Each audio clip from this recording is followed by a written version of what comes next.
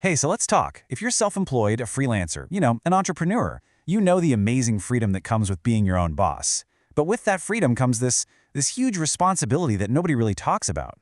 How are you going to retire? So if you're the boss, who's actually in charge of your retirement plan? Let's just get right to it with a really direct question. Are you your own retirement plan? For the millions of us who've decided to build our own thing, there's no HR department automatically signing us up for a 401k. There's no company match. Nope. The entire plan for your future financial security, it's all on you. And yeah, that can feel like a lot. But honestly, it's also an incredible opportunity. And that's exactly what we're going to tackle first. The unique challenge and, the power of being on your own. It's a reality that just requires a totally different way of thinking than a traditional 9-to-5 job. And look, this feeling right here, it's so common. The story mentions a truck driver and a hotel attendant, but that could just as easily be you, a freelancer juggling 5 clients, or a small business owner pouring every single penny back into the company. When you are responsible for making every dollar, the whole idea of saving for some far-off future, it can feel completely impossible. It's a struggle anyone building from the ground up can relate to. But hang on, let's just remember what it means to be an entrepreneur. At its very core, it's about seeing a problem and taking a risk to solve it. You are a problem solver. You build things. You create value out of thin air. And guess what? That exact same skill set is what you're going to use to build your financial future. So here's the mindset shift. Your greatest business project is you. You are your own most important client. If you apply that same drive and that same strategic thinking to your personal finances, well, it's not just a nice idea. It's the absolute key to unlocking the future you're working so hard for. Okay, so how do we actually do this? Well, the answer isn't about having a giant pile of cash right now. It's about understanding and using your single greatest asset, one you can never get back: time. And when it comes to money, the power of time is, well, it's just astonishing. Let's make this real. Look at this number, almost $300,000. So how do you get there? By doing something as simple as skipping 1 coffee or soda a day. Seriously, if you saved just $1.50 a day and invested it, say getting an average 8% return from age 18 to 67, you'd have nearly 300 grand. It's not magic, it's just compound growth. It's math. Now check this out. This is an even better example of why time is more important than the amount of money. Imagine 2 people. First, you've got early Erica. She invests $2,000 a year, but she starts right at age 22. She only does this for 10 years, and then she stops completely, just lets her money sit there. Then there's late Larry. He starts at 32, right when Erica stopped. He also invests $2,000 a year, but he keeps doing it for over 30 years. So who ends up with more? It's Erica, by a long shot. Even though she only invested for 10 years, her money had so much more time to grow that it ballooned to over $700,000, way more than Larry, who invested for 3 times as long. That's the power of starting early. And this gets to a really critical point. A lot of people think investing is this stressful, frantic thing where you're buying and selling all the time. But the data, it shows the exact opposite.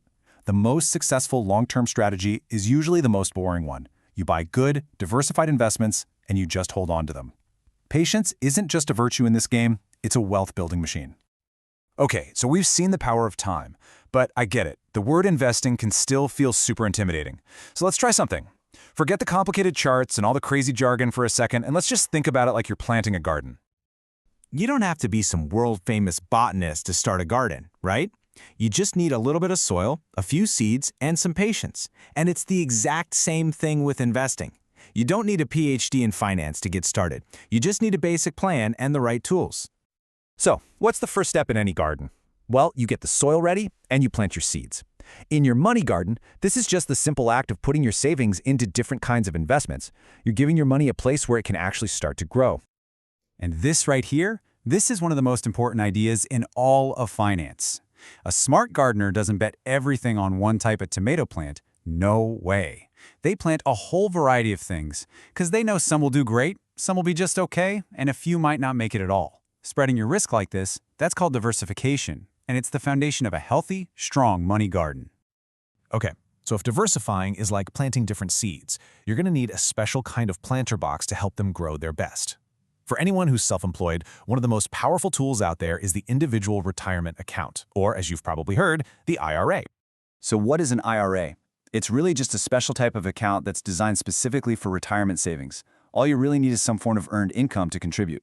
Now, its superpower is the tax advantages it gives you. The government wants to encourage you to save for your future, so it gives you a tax break for doing it. This lets your money compound and grow way more powerfully over the years without getting chipped away by taxes every single year.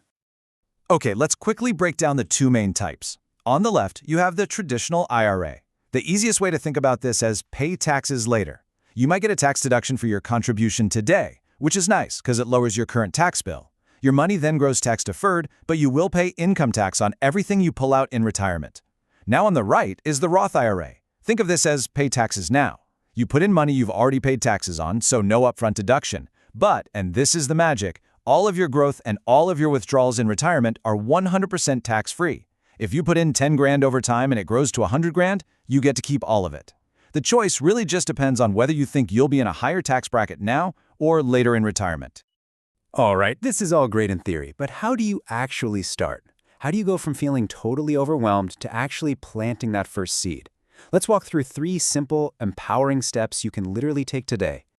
First, just get a clear picture of where you stand right now. Calculate your net worth. It's simple. List out what you own and subtract what you owe. That's your financial snapshot. Second, get organized. Create one single, secure master list of all your accounts. Trust me, it's a huge step toward feeling like you're in control. And third, streamline your money. Set up a good bill-paying system so you can see exactly where your money is going.